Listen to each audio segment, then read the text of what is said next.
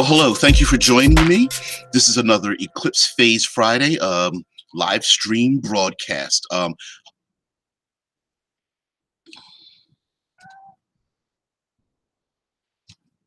right.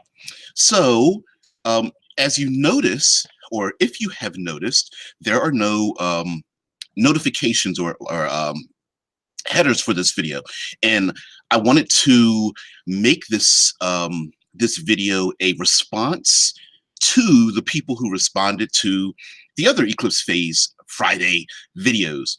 A, because, well, couldn't quite think of anything, and B, I wanted to thank those who have taken the time, especially if you're in the States. You're in between Pacific and Eastern Standard Time, because it is hella early. It's between 3 and 6 in the morning, 6 a.m. Eastern Standard Time on my side of the East Coast in the States. So thank you for joining me if you have. I did want to say that I'll try to come up with a way so that people could submit comments and questions and things so that I could go over them. But yeah, there are about 3 or 4 comments, and I thought we could sit back and discuss them. Put in any and all comments in the chat, anything that you wish. So let's go with the first comment here. This is from Buddha Fresh, and Buddha Fresh kind of points at a number of things, because I did kind of go off and go rambly. So I want to thank Buddha Fresh for putting out this pretty big comment. So here we go. Buddha Fresh says, "Love your stuff, DBJ. Always bummed when I wake up and realize I missed Eclipse Phase Fridays." Why, thank you. Just wanted to say a lot of the stuff you talked about near the end of this end seem more to do with post-death society than post-scarcity. The video is about crime and why would people commit crimes in a post-scarcity environment.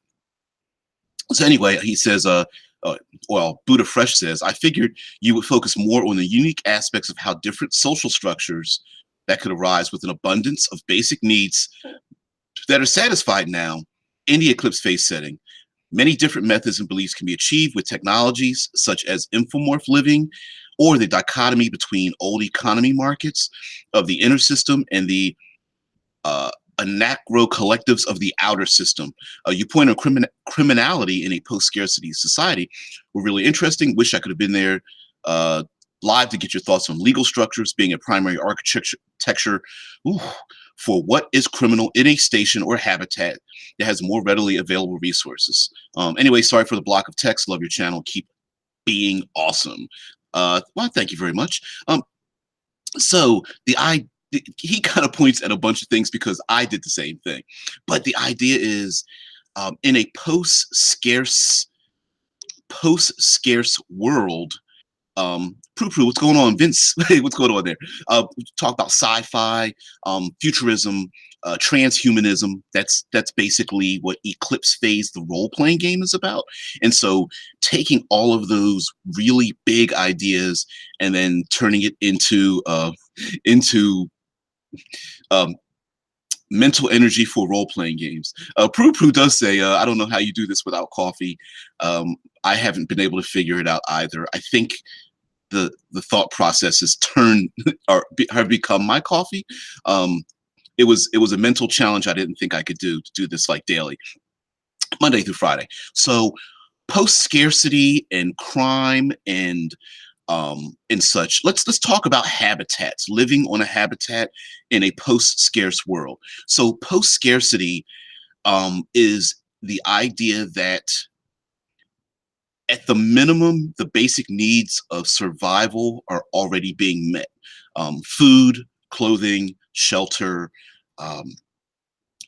medicine, health, basic safety is being met by society, and that the struggle to achieve those things has been practically eliminated.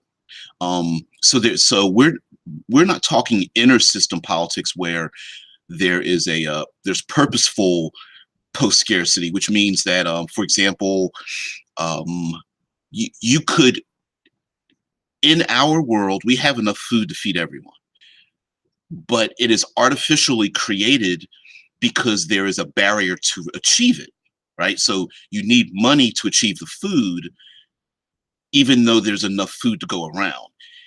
But when you live in an habitat, you really don't have the option of, or many times you don't have the option of letting people be homeless or be hungry or what have you in a habitat because it's a sealed environment. Essentially, everyone else will suffer from the fact that you have these individuals who are not being productive to society and have no place to live. It's like, well, why are you in our habitat in the first place? At a minimum, we can put you to work. We can give you some food. We give you some clothes. We give you some basic entertainment, place to live. We need you to be healthy, and then you are now part of a productive society. So those people that travel out into in the space are in a sealed environment, whether it's a dome city on Mars, whether it's an orbital city around Jupiter, it's you're in the ice ring of Saturn. No offense, but having air quotes useless people who are not productive in your environment is actually a drain on your resources, whether it's air and food and security. So literally giving those people free food, water, nutrients, a place to live actually benefits the people who all live on the habitat, because now they are free to add to the society without limitation, right? Because we all work. I go to work to pay for the home that I live in and pay for the food that goes in my mouth and pay for the clothing. If you eliminate that part, then how does that affect everything? Now, one part I did bring up in the video was that laws would be different in habitats. One of them would be probably capital or near capital punishment for people who mess with life support systems. Pumping knockout gases or deadly gases or affecting the oxygen levels in a habitat will probably get you spaced pretty quick. The individuals who are hired to create the homeostatic environment inside of a habitat, making sure that diseases don't spread wild, which could happen, making sure like hydroponic food sources are not infected, making sure the temperatures are correct, making sure it's not too dry, not too moist so that you don't get mold. Like that balance of various people coming in and out of a habitat, those people are very important, because in a sealed environment, it's very easy to throw something out of bounds if one errant person comes in with the sniffles.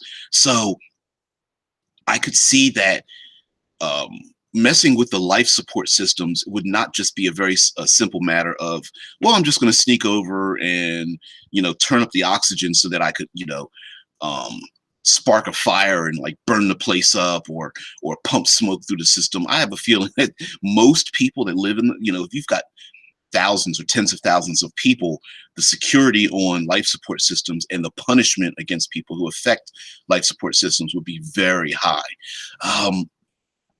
I can also see importing things into a habitat that has a high restriction to keep people safe would be punishable severely too, such as, like I was saying, viruses, acids, explosives, open fires, open containers that have some kind of nanotech would probably be very harshly punished as well. So also, Buddha Fresh talks about inner and outer system economies. In the inner system of eclipse phase, that's like that is the asteroid belt, Mars, and then going in closer. So you've got Luna, Earth, which is in eclipse phase is like post-apocalyptic. Mercury, of course, and Venus, that area of the inner system and all the habitats the Lagrange points around Earth are part of the planetary consortium in general, and they operate on the old world system, capitalist system. You work for what you want, and the harder you work, the more money you get. If you don't work, your ass is out. Now, it is a forced forced capitalist system. So this is a post-scarce world, but when I say it's forced, there are limitations on what you can get based on the earnings that you receive, even though those resources can be spread quite easily. Vincent Shine says, I think crimes are not as prevalent as they would be, but only because if you assume that most crimes are done because of material needs, there are other things that you can want than that. And in crime, because first of all, we're talking role-playing games here, right? If there's no crime, there's no drama. Not no crime. If there's no conflict and there's no drama, there's nothing to do. I absolutely feel that there will be plenty of crime. I'm not sure if crime would reduce. I'm sure the types of crimes might lower, but people have personalities, and unless you cure people's motivations to commit crimes, I think the crimes would be the same. Now, it may not be crimes to achieve material things. I think those crimes would be, first, you're going to have your small percentage of antisocial individuals. You just check our social media. There are no physical things people receive, but there are people who go around, they're trolls, and they want to, the crime is to reduce other people's desire to have like interactions. So for example, death threats, embarrassments, achieving a higher social status. I think people would commit crimes to reduce other people's attention so that theirs could rise up. It's like a jealousy kind of thing. And I think crimes of like sabotage, whether it's social media sabotage or literal physical sabotage to achieve a higher status than others, would absolutely be possible. Now, you could exchange that higher status with physical objects, like, hey, I'll pay you to break this other person's legs, or I'll pay you to threaten them, physically with a gun so that people will go after my, YouTube channel over someone else. So I think you'll have jealousy. I think there's some people who are just socially inept, and they won't want to be part of society, and so they'll want to bring the rest of society down. I think you'll have sometimes crime, material things are not because of their value monetarily, but their value in the public eye. So someone finds a 3-ton diamond in a comet, someone would want to steal that 3-ton diamond that's jammed inside of a comet because it's the only one of its type, right? And then there are people who want to be first. Just Voodoo 72. Each day I go live with just general topics. Fridays are Eclipse Phase Friday. Eclipse Phase is a role-playing game about transhumanist society. It is the far future where the singularity is nearly met, and role-playing in that game. But in general, we're just talking about transhuman ideals, or post-human, I guess, or something. People would steal art.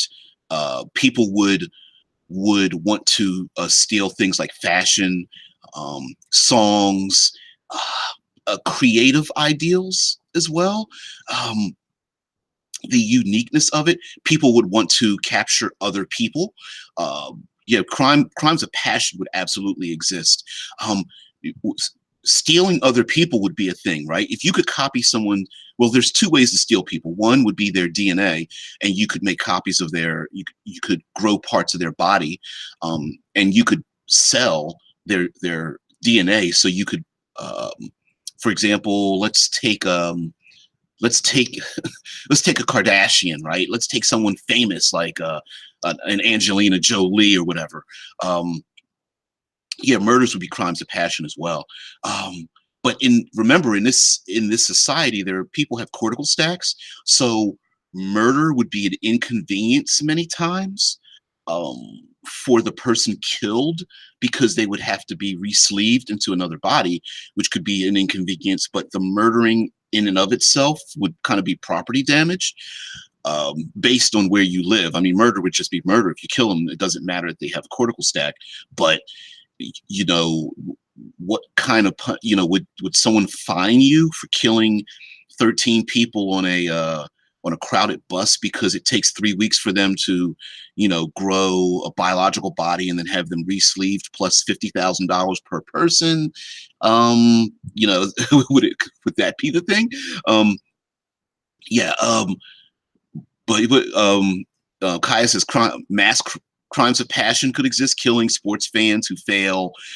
Sports stars who fail. Yeah, going after, stalking famous people, getting their DNA, getting maybe forking or zoxing, copying their brain patterns, and then putting those famous people in your own VR world would be a thing. So there would be those crimes, because the value would be obtaining.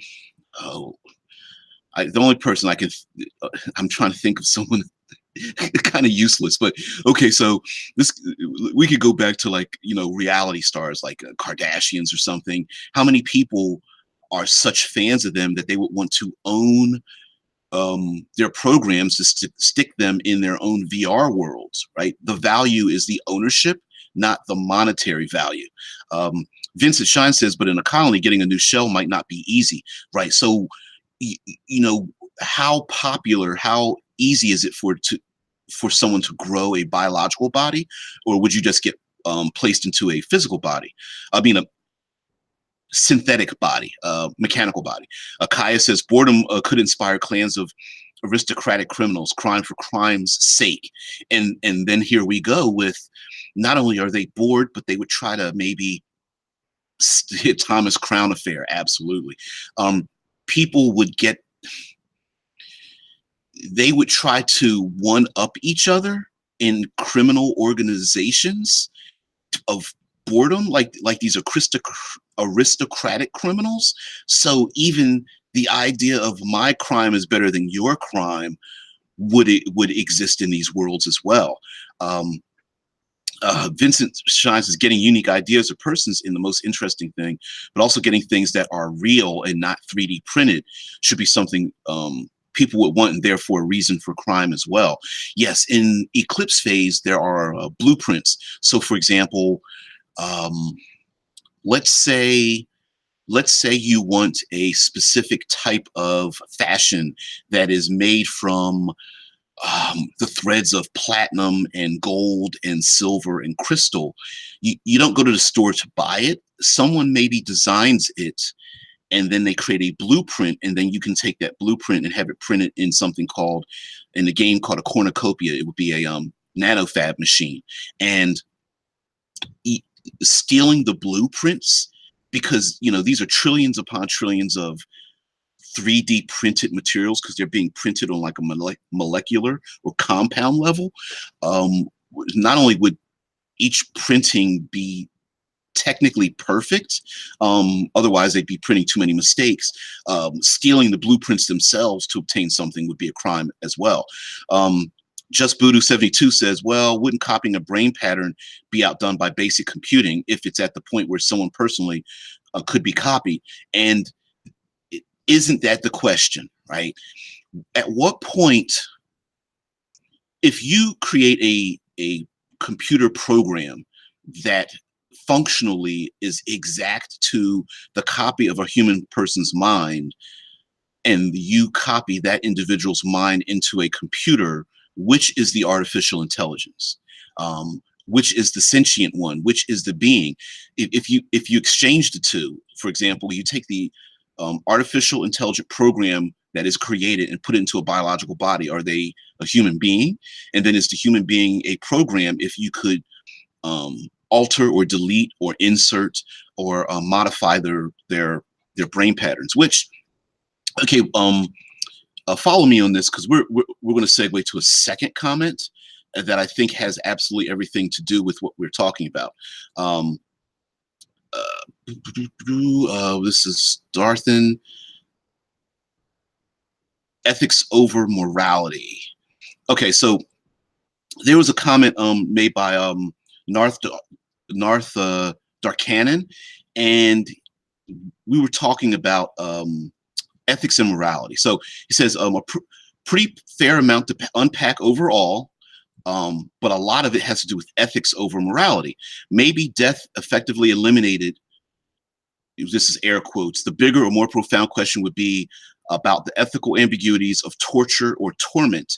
Sure, psychosurgical erasure of the memory of the victim is a crime and remove the substantive desire in a perpetrator. So to those two, the crime is effectively eliminated, give or take a blank spot in memory. But what about witnesses? Are there things that you can see that deteriorate your moral structure or substance? Can those things be let go in so many syllables, or is there more to it than psychotherapy? So what that response is to is the fact that we were talking about ethics and morality, meaning that someone commits a crime, a victim is hurt. Let's say physical harm, murder, for example. The person is psychologically murderous. So you do psychosurgery, you eliminate that part out of their brain, and then you have the victim, and you eliminate the crime that was caused on the victim. Assuming this could be done pretty easily in the future, was a crime really committed? Would psychosurgery be an easy out for people who commit crimes in the world?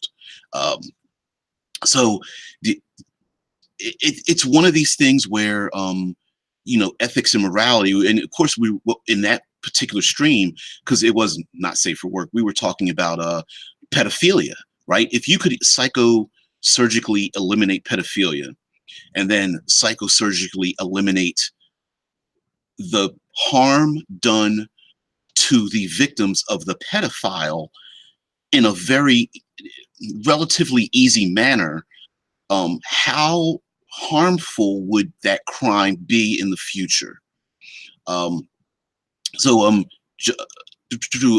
Just Voodoo 72 says, well, wouldn't copying a brain pattern be outdone by basic computing? And Vincent Shine responds, with smuggling people in or out could also be something colonists would want.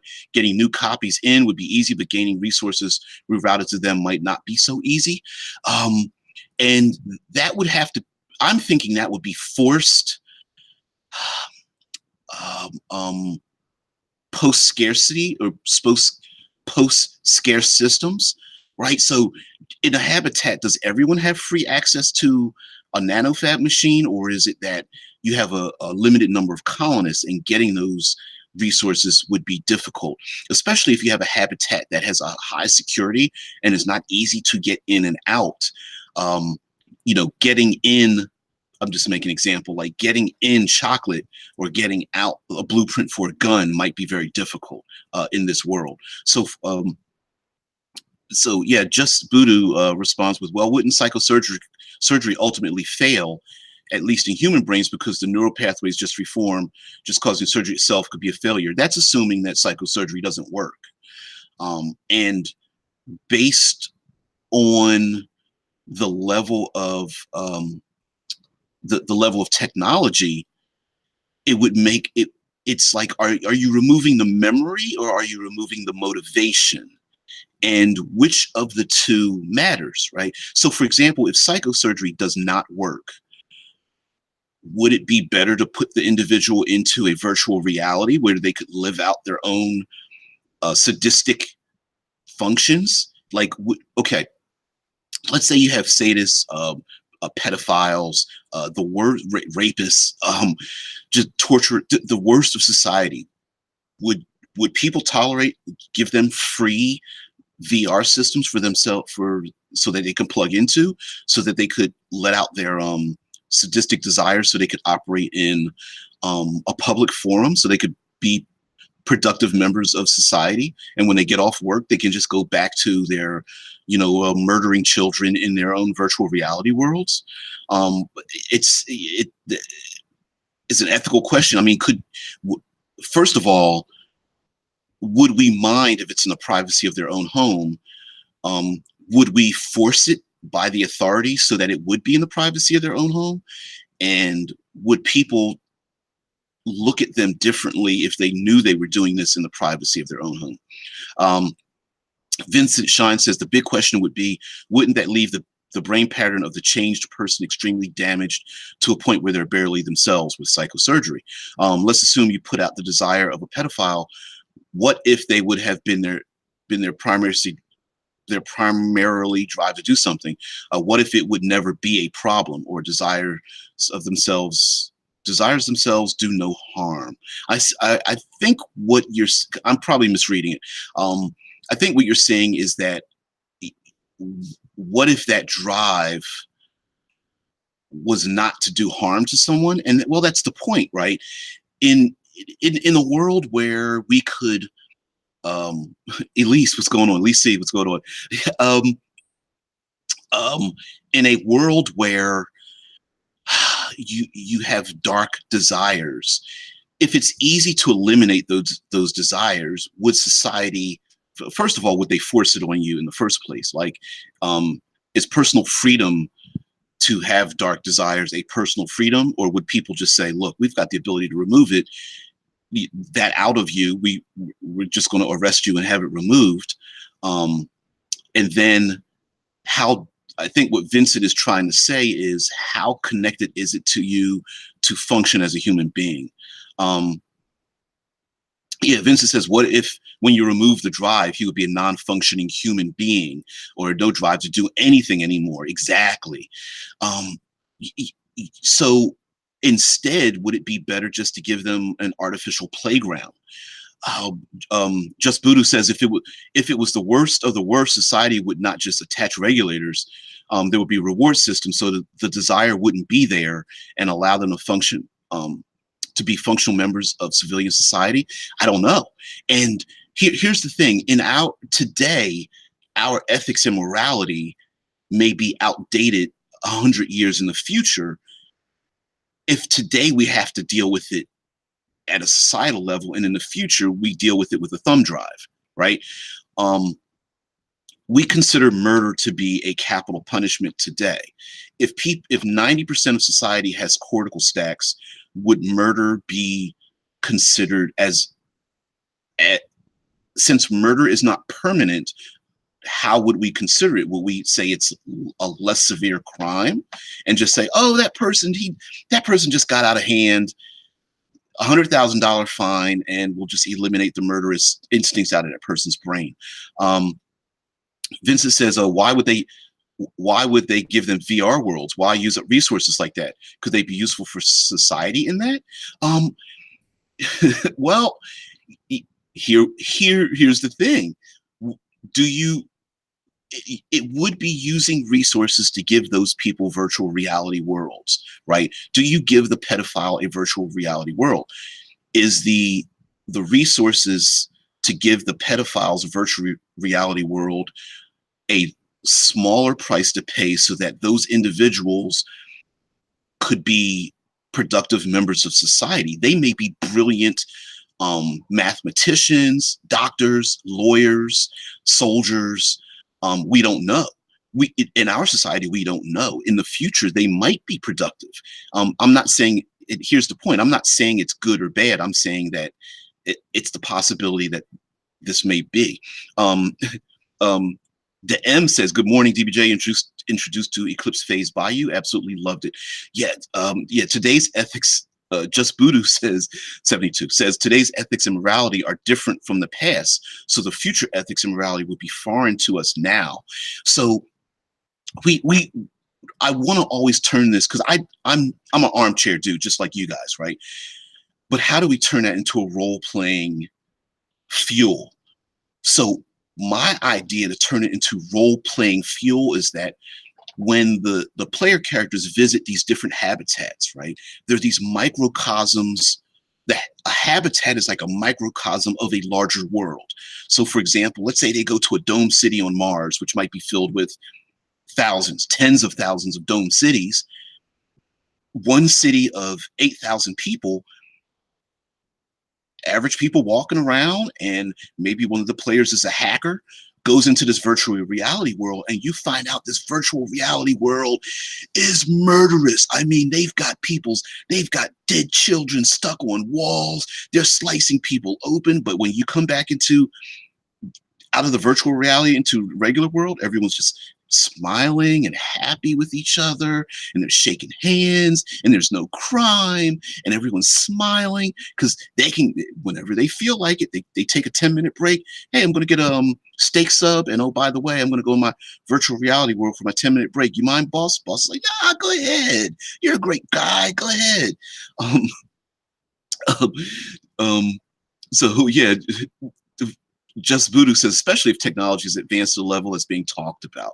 And in Eclipse phase, the point of transhumanist theory, or transhuman slash post-human, the point of Eclipse phase is that these things, when our dreams of technology and society converge with the ability to achieve it, that's where it's like, if technology is cheap enough and easy enough to obtain, what would we do with it to change, cure, alter, modify those things in our world?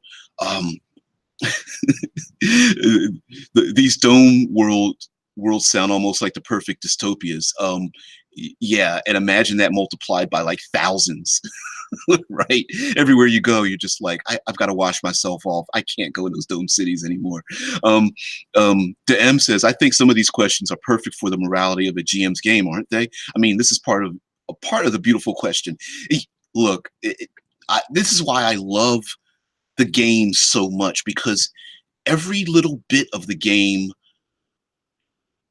it opens up a world of possibilities and questions. It makes you, just reading the game book, right? Just, I gotta hold it up. Just reading the game book itself is, it just opens up so much, just each little chapter.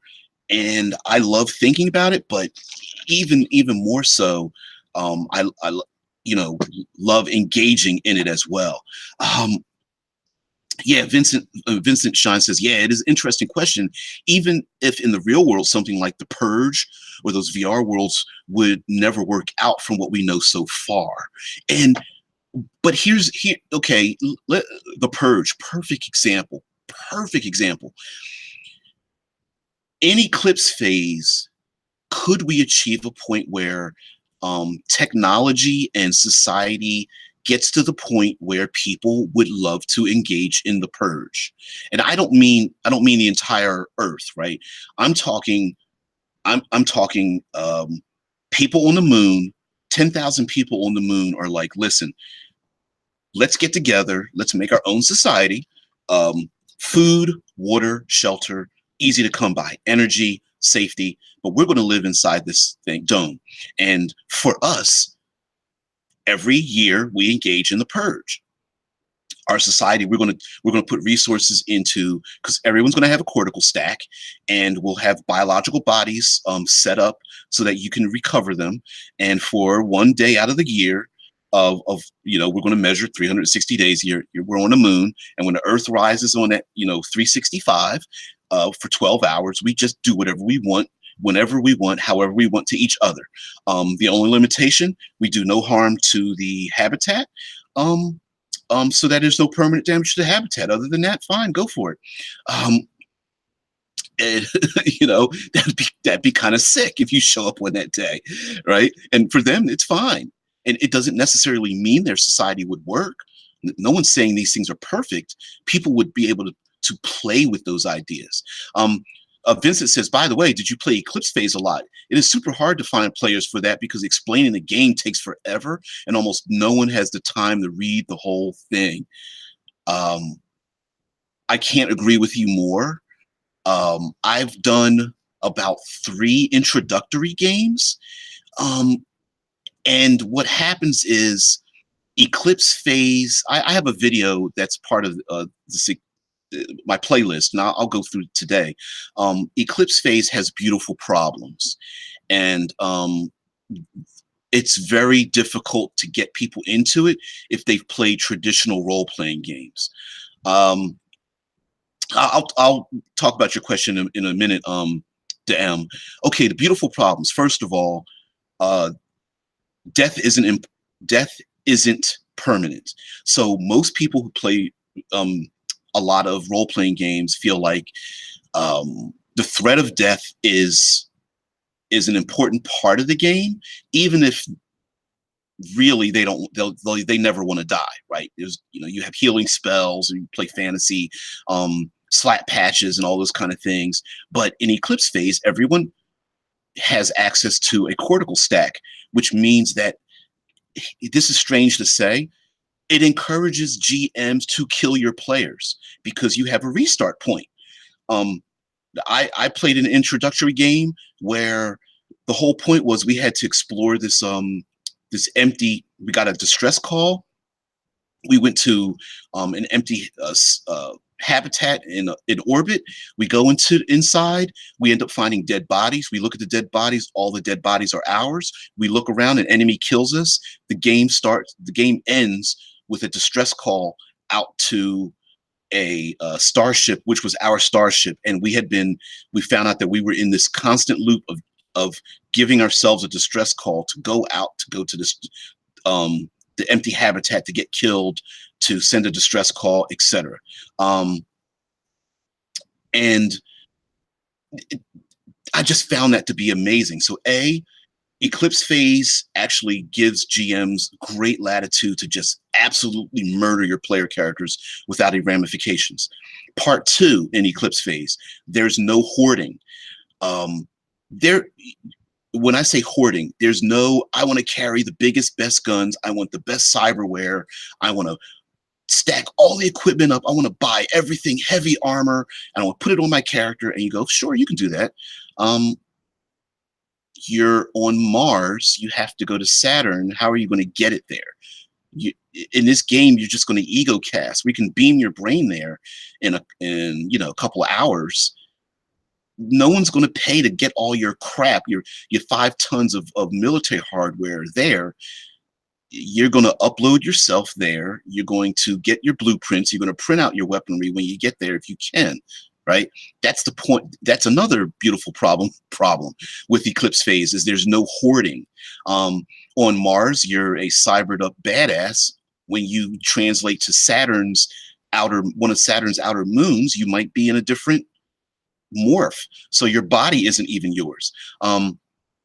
So Vincent Shine says, waking up as a backup of your own character is a great starting point for Eclipse phase. Not only that, how do you know your memories are your own? What if the mission was edited out of your brain and you receive a signal from yourself saying, please don't come here because you're going to die, or please come save me, I'm you?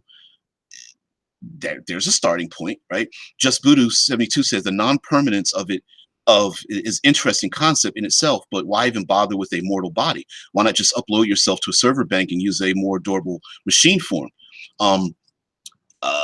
Eclipse phase has something called the clanking masses. So you can have a biomorph, which is a biological body.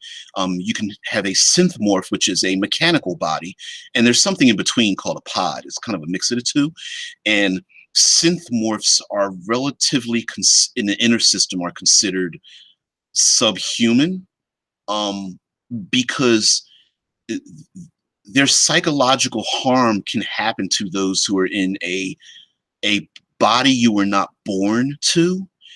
And so synth morphs tend to have a higher percentage of psychological issues, and similar to what some people would consider homeless people to have issues, right?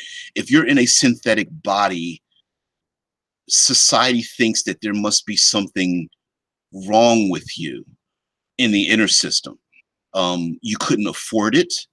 You weren't smart enough to get a biological body. You're not smart enough to function in society in a biological body, so you can only do manual labor.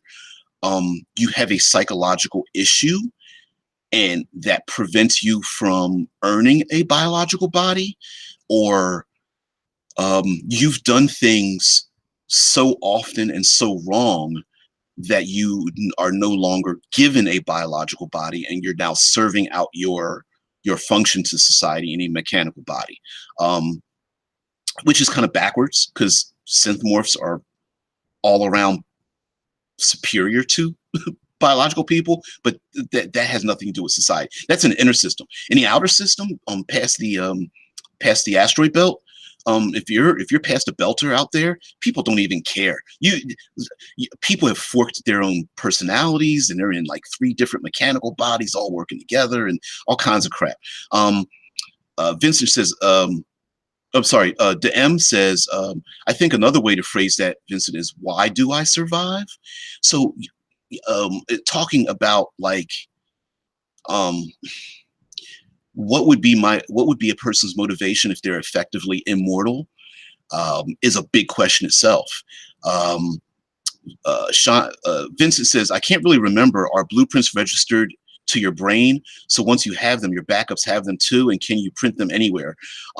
The easy answer to that is yes and no. There's nothing specific in the rules or the world that says your blueprints go with you wherever your brain goes. My feeling is it works at the efficiency of plot. So effectively, no, your blueprints don't go with you unless the plot dictates that you take your blueprints with you. And then here's the other issue. Every time you wake up, so let's say all the player characters are sentinels, and you're a sentinel, you're a group of badasses. You're on Mars, you have to translate to Titan, a moon on Saturn. Okay, you translate there. You need a morph to go into. So let's say there's a random selection of morphs for the player characters to go into. Okay, so their bodies aren't their own. They arrive there. All right, so we have our blueprints for our weapons, right? Yes. No, because you now have to print them out. Most nanofab machines, most blueprinting machines are monitored. Why would a blueprint machine allow you to print out heavy weaponry or armor or explosives or anything else that's dangerous? You're probably going to have to get that black market. So most blueprints of heavy weapons are probably black market anyway, or highly illegal, or highly monitored, registered. So you're going to have to find a blueprint machine and either disable it so that you could print those things out, or find a person or location where it's an open blueprint where you could print those things. And you need the time. Are you going to sit there and wait for your 3D printed X-ray laser carbine to be printed with the enemy coming down your throat, or the authorities searching around with their AI systems monitoring these things? All of this is great fodder for role-playing games. Just getting the players to a new location, getting their weaponry, getting their equipment, and then going on the mission. Here's another thing that throws people off for Eclipse phase versus any other game.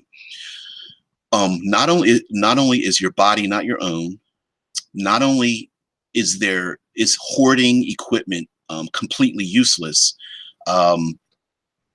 but your memories aren't your own either. Your actual personality isn't your own.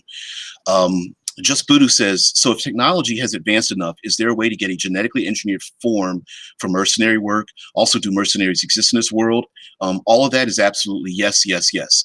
Vincent says, you can get shells that are a mass of nanobots. Getting a body that is built for killing is no problem at all. There are even uplift animals as shells in that setting. Yes. The answer to all of that is yes, with a giant asterisk next to it, because you can obtain those, but where do you obtain them from? So, for example, there may be a lawless habitat on in the underbelly of Mars to obtain a morph for killing, but you're not. Who says Saturn's Titan's Saturn will allow you to print one out, right? The point is the equipment exists, but the access to it may not. So an example would be if you go to Saturn, maybe you need to first download into a case morph that is, pretty much a second-class citizen, maybe, or at least someone that is ignored, to go to a region in an outer moon of Saturn that is a military base or a criminal organization or a starship that has that, and then make a trade, and then have your brain then downloaded into the killer biomorph that you want, or something like that. The point being is that the ease at which you can obtain things is based on the speed of plot, right? If I'm the game master and I'm like, hey, we're just going to go on a bug hunt, and you guys are just going to have all your weapons and hyper modified morphs, I would just say, yeah, okay, you show up with your weapons and you get to blast the door down and go on a bug hunt. On the other hand, if it's espionage, if it's highly restricted, you're trying to kill a corporate board member on Luna, and they've got 5 levels of security. Hell no, that's not going to happen. You're not even going to be able to beam into the moon with your 8 blueprints of explosives and heavy weapons and stuff, because remember, when you ego cast, you're ego casting in. There's a good chance you're going to ego cast into a secure location. You're ego casting into a virtual reality world. They can question you and your documents, your blueprints at their leisure, which is another thing that is a beautiful problem of Eclipse phase. And that problem is that your mind is not your own. The minute your mind becomes digital information, who is to say that the player character you're playing now is the original? Just like the classic Arnold Schwarzenegger movie, it's what if the bad guy is you, and the you that you're playing is really just a facsimile of the original, right?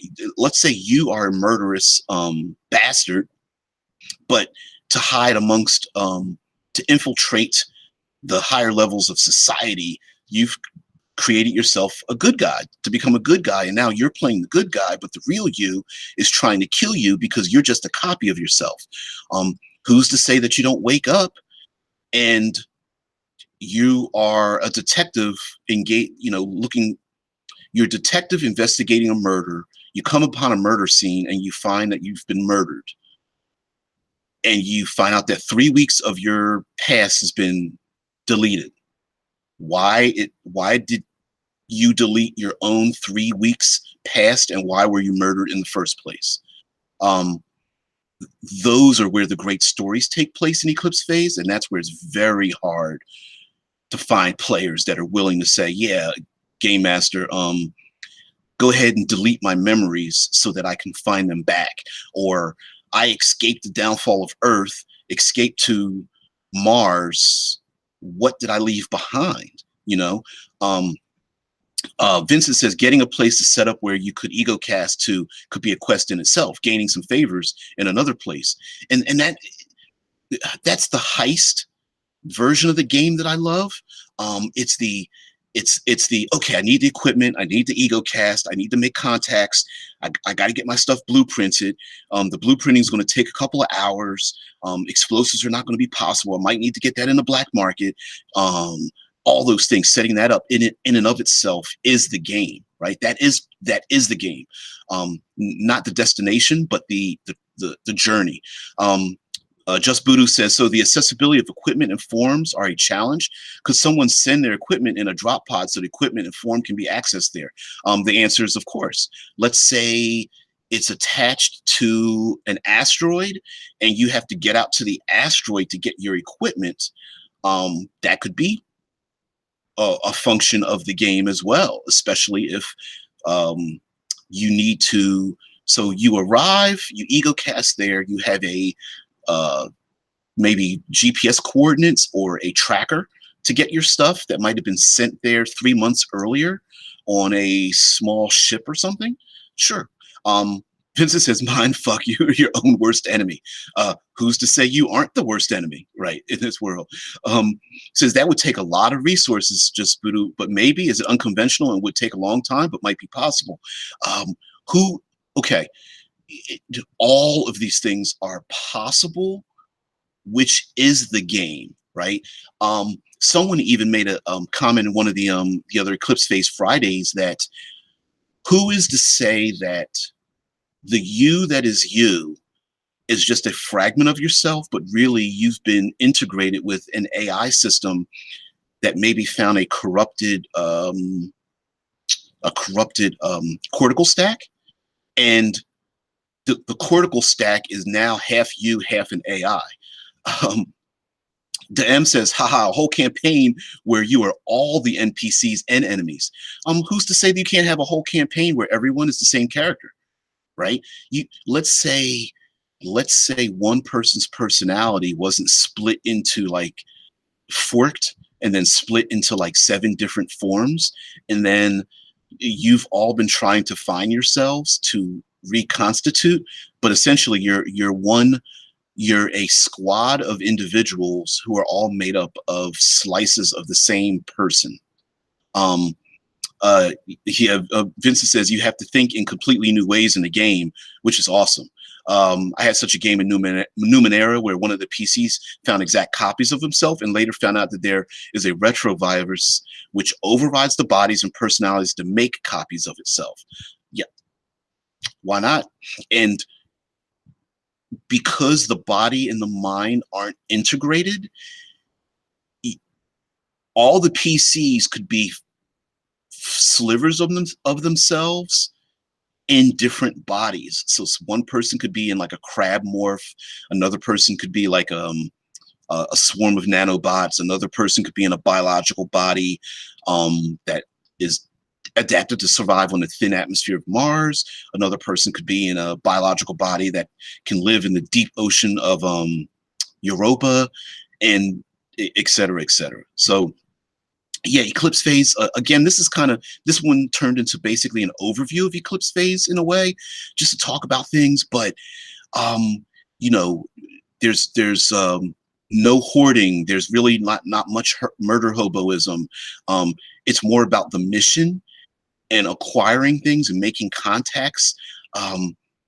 It's about the social interactions. It is about thinking of the bigger picture and bigger ideas. It is about being killed by your game master over and over again and restarting. It's about having your brain edited and your memories deleted. It's about those things, and a lot of players find that that eliminates the basis of the world's most popular role-playing game. Vincent says all of the PCs could be forked from the same person, which lives separate for some time. Tesla Ranger says in Ego Hunter, that's the name of the adventure. I couldn't think of it. And story. In Ego Hunter, most of the PCs are beta forks of the same person who are trying to track down their original alpha self.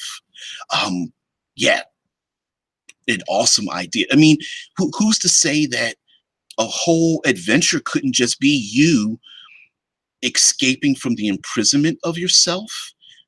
Because you are the beta and the alpha is the enemy who is trying to eliminate the copies, and all the copies are like, I don't want to be reconstituted into you. I'm my own person now, right? So Just Voodoo says, so there could be a campaign where a CEO forked his mind into 4 bodies with the PCs that inhabit it. Okay, there you go. You've just made a perfect adventure. That's it. There's a CEO who's trying to kill these 4 forked bodies, and the PCs are trying to survive. And the PCs are like, they don't know why they came together. Maybe they don't realize that there's something supernatural bringing them together, because they're kind of related, because they're the same person who've lived in 4 different people who lived in 4 different places and grown up 4 different ways after they split from being a fork. DM says, hell, you could have factions divided up into metaphors or literal versions of the mental cognition trying to outdo each other. Eclipse phase lets you go wild with that stuff. You can go absolutely wild. Any and every theoretical, political, socioeconomic, ethical, morality you can ever think of. Anyone who has ever studied Freud and all these people, these great thinkers, Socrates, and all these great thinkers, there's probably a habitat dedicated to that thinking, period. There's just thousands, tens of thousands. There could be in the hundreds of thousands of habitats all spread out the solar system. There's probably one for every single mind thought. There's one based on Nietzscheism. There's one on Marxism. There's one on anarchism. There's one on every political system, every government, every social thing. There's one based on the purge, that kind of stuff. Vincent says you could have factions that are all the same person in different shells. Even through forking into multiple persons is normally not allowed, as far as I know. It's not that it's not allowed. It's that it causes severe psychological trauma, which might be something a person is looking forward to if they fork themselves enough times. Who knows? Yeah, getting ideas is super easy for that one. Just learn a bit of philosophy. I really fear the habitat dedicated to Diogenes.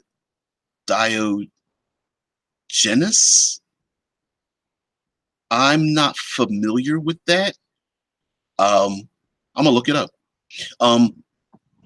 So anyway, we're coming up on an hour. Yeah, eclipse phase. This one was very much random. I'll get more into the is a Greek philosopher that lived in a barrel. Yeah. So here's the thing.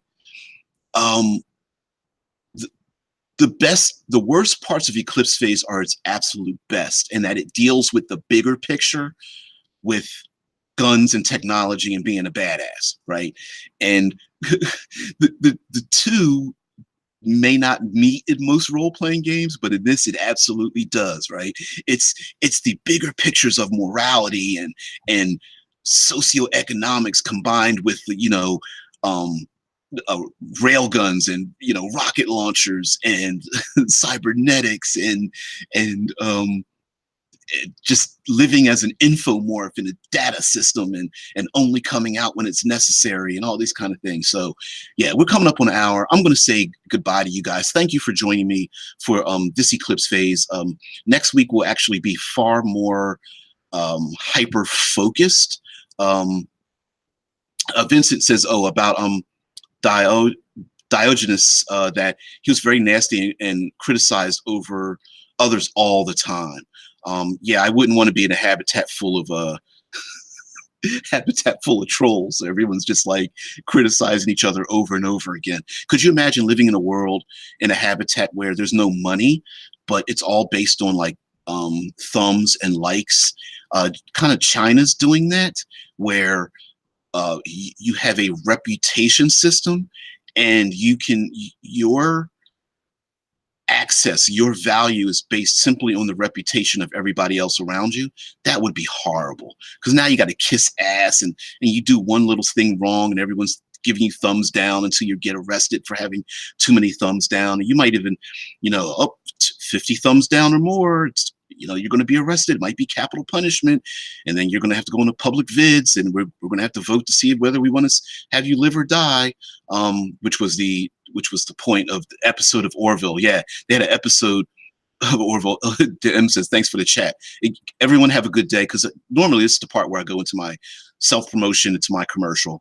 Not so much with Eclipse phase, because I don't own the Eclipse phase, but yeah, they had an episode on Orville about that, it was a whole society of thumbs up and thumbs down. It sucked, right? So anyway, self-promotion time. You guys have a good day. It's not rude. Just go ahead and sign on out. I'll see you guys later. So anyway, I'm DBJ. I'm a current contributing writer to Critical Hit Publishing. I write, help write with Alex and Rob as we make the triumvirate of Critical Hit Publishing. We do products for 5th edition Dungeons and Dragons. The one that I promote, because it's my brainchild, is Cinematic Environs, but that is not the only thing we're doing. We have adventure keys. They're 3 to 4 page adventures, where each portion of the adventure has an option. So we have NPCs and threats and locations and treasure and all those kind of things, and they're each optional, so you can mix and match them any way you want, so they can be used over and over again. Our first adventure key has been out. They are in the D6 and D20. D20, which is day 20, we will be releasing them. You got to have a critical hit on that. And a classic D6, you roll a 6. That means on day 6, we also release another one. That works out to be about every 2 weeks or so. Our latest release, which I have a video to, I did an over-hour video of a page flip through Plains and Grasslands for the Cinematic Environs. It's our 8th release in that series. There are a number of other books in the series. I'm going to reach down and pull them up. These are the other Cinematic Environs books that we have here. Man, desert wastes and mountains and I'm dropping it and blasted lands and those kind of things. So they're used for 5th edition Dungeons and Dragons. They are I consider myself to be the self-appointed third pillarist. They are absolutely focused on using the environment, the third pillar of adventuring, combat and social interactions being the first and second pillar. So anyway, I'm DBJ. The information will be found below. Thank you for joining me. Have a very good day.